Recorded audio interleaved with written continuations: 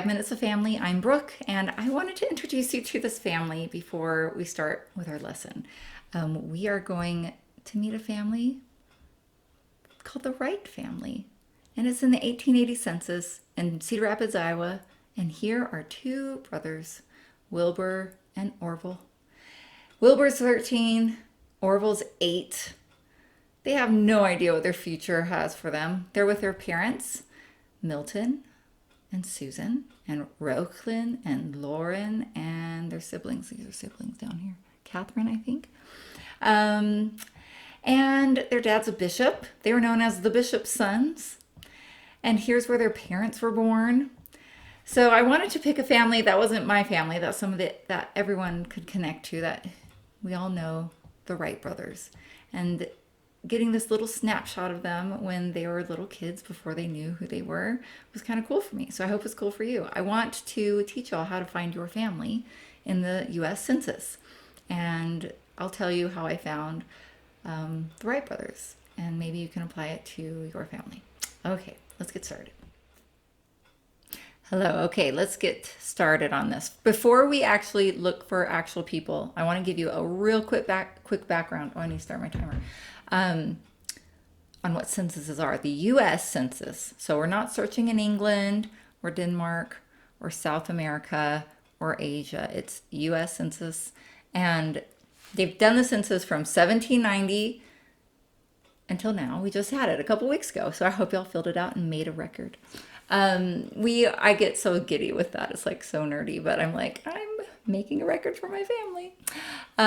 So if you're searching before 1790 in the United States on the censuses, it won't be there because there wasn't a census. I wish there was, but lack of bureaucracy was kind of an appeal to the people who were coming to the United States. We have the census. The census was done every 10 years.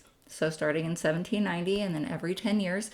And we can research the census up until 1940. There's a law that says they have to wait 72 years before it is made public. So in a couple of years, we will have the 1950 census available to us, and it's pretty fun. We'll be able to index that, which we'll do a video on what indexing is, and we'll talk about it today because it's so helpful in this kind of research. And you can volunteer for that if you want. Also, I wanted to say that with the census, you'll see information on here, but you want to remember that not all the information is accurate.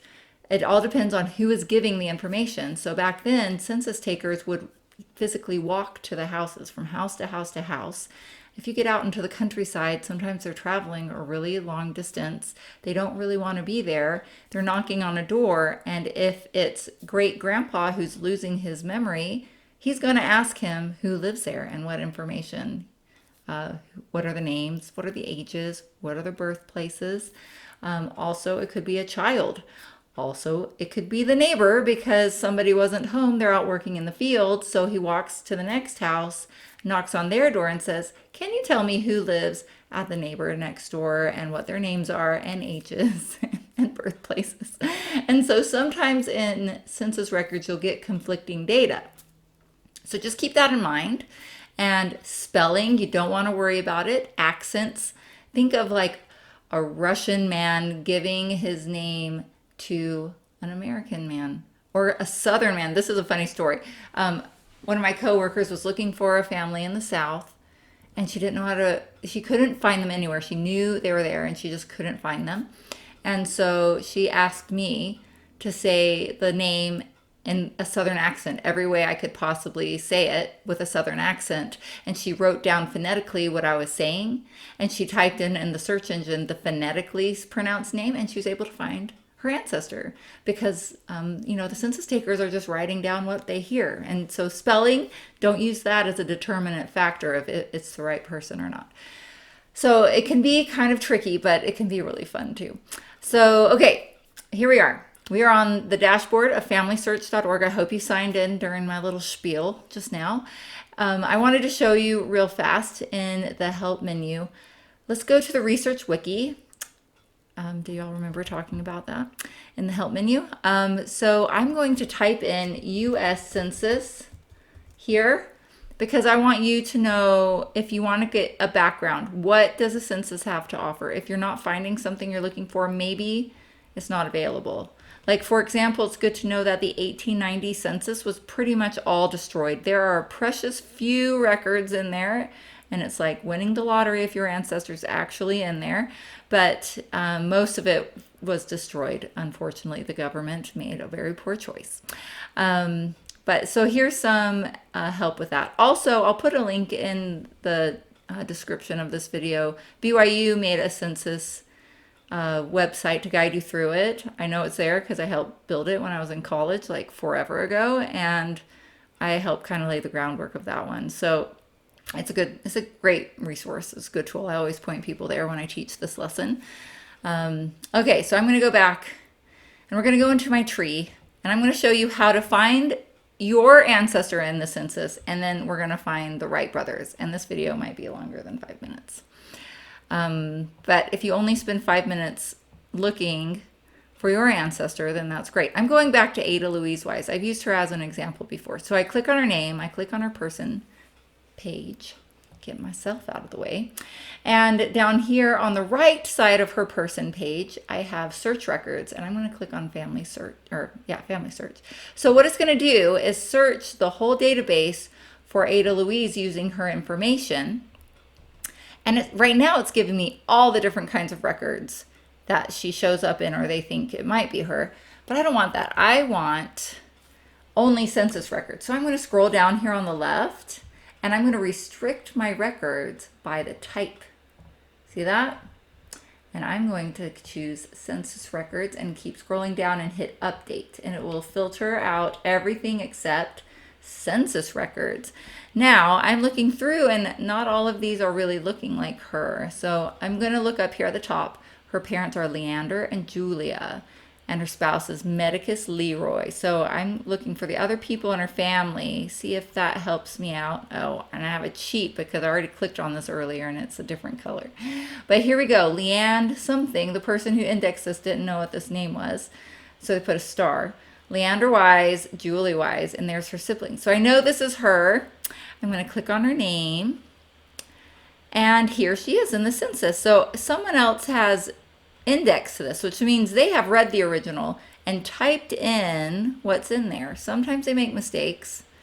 They're getting a lot better at this, actually. And I can keep scrolling down and just see the typed out information, general information. There's a lot more information on a census. And here they are. I can zoom in to, let's see, to see the actual family. And it's not awful handwriting on this one, actually. It's pretty good. Sometimes these are really difficult to read. It's like code breaking. But there they are, the Wise family. Leander, Julia, Ada. There she is. That's what I'm looking for. So this is when she is a kid. And where she was born, where her parents were born. Here's her parents and where their parents were born. My family's been in Georgia forever. Those hooligans. And he was a city laborer. This shows her father's occupation. So there you go. It gives some more information. Each census gives a different amount of information. Okay, so there are different ways that you can keep track of this information. What I recommend is that you pick a family member and you write out every year they were alive that had a census, every census year of their life. So if they lived from 1750 until 1820, then they're not going to have any censuses from before 1790. And even then, it's really limited. That was a bad year range. Let's say they lived from 1800 till like 1880. That's better. That will be a better census experience for you. So you write down every year. Now, there are different ways you can keep track of this. Some people like the old school paper and pencil. So if you take this as for John Smith, 1801 to 1897. And this is every year that there was a census in his life. Okay. Now notice at 1890, I put a star because I'm not going to find him in 1890.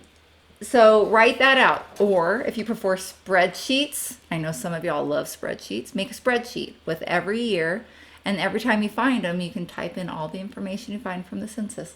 Or they have these census forms that you can print out. And on the Research Wiki, this is a great resource you can print out.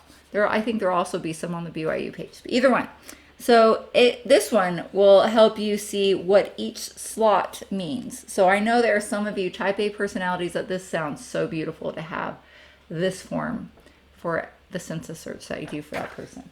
But when you're learning about one of your ancestors, try to find them in all of the censuses of their life in the US or in England or whatever country. Most countries do a census. So, and FamilySearch has a ton of them on there for free.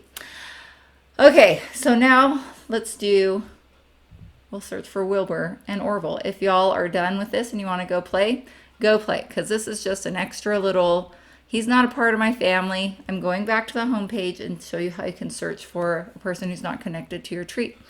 I'm going to go to search, records, and this is just telling you with all this crazy COVID business that there are some limitations to family search services like everywhere else. So I am going to look for Wilbur Wright. And he was born, was it Indiana? He was born in Indiana, right? Yeah. Indiana. And he was born in 1867. Now with censuses, they usually give just the age. So, you don't know if they were born at the beginning of the year or the end of the year, or if it was the year before. With the age, you kind of have a year range. So you don't always know the exact year. You just know about what year they were born. Some censuses, whom we love, do give an exact year of when they were born. I love it when they do that. Okay, so his birthplace was Indiana. He was born in 1867. I'm just going to search with that right now. And let's see what we've got. How common is Wilbur Wright?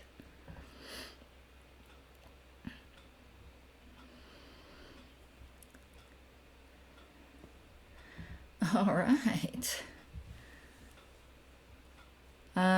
So this gives all of his records, which could be a really cool thing. Look at that, to look through. But we're not doing that right now. We're focusing on the census. So we're just going to look at the type of record. So scroll down, restrict records by census, and update. And we can see the one I already found right there at the top, Wilbur Wright, 1880 census. He was born in 1867, so what was his first census? Was 1870. So it also shows them there. I don't think he ever got married, so I don't think that was him. Okay, so here's Wilbur Wright as a son. And I can scroll through here and see the indexed information. Here's his parents and all his siblings. And there's Orville. And I can also click on this to see the original, which I love the originals. And honestly, sometimes the indexer's messed up. Down here, it shows you the index stuff too. But I want to go on there and I'm going to zoom in. And let's see, let's scroll through. Where are the Wrights? There they are. And this is beautiful handwriting. Oh, I love this stuff. Sometimes it's so scary. And there they are. And now you know a general idea of how to search the census. There are tons of tips and tricks. Sometimes it's tricky. Like, I don't know if you noticed in the search results. No, where are we? So let's close this. I didn't get a whole lot of super easy to tell. I mean, I only got a couple of his search results where Wilbur Wright is showing up. So I would have to do a little digging to find every single census year. And I can change the location. I can edit, what information I'm filtering it with. I could add more. I can add less. I could look for Orville. I could look for Milton. I don't think either of the Wright brothers ever got married, so I couldn't look for a spouse. But anyway, you'll have to kind of be a detective at sleuth with this. So good luck. Have fun. And if you have any questions or comments, feel free to leave them. And I'll see you later. Bye.